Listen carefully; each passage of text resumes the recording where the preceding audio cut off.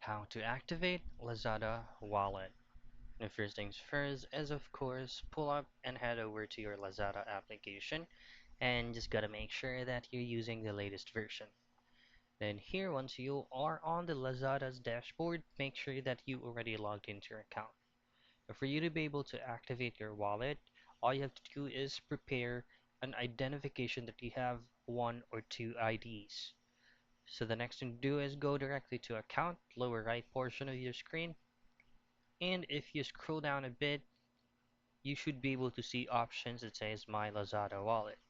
Now for you to be able to access this, just tap on View, and this is going to be your balance from your wallet. Now for you to activate this, all you have to do is to tap on Activate button, and you'll have to input or key in your active mobile number. So once you have entered your mobile number, Lazada will give you an SMS for verification purposes, and just simply type in the SMS code here and just choose on activate wallet.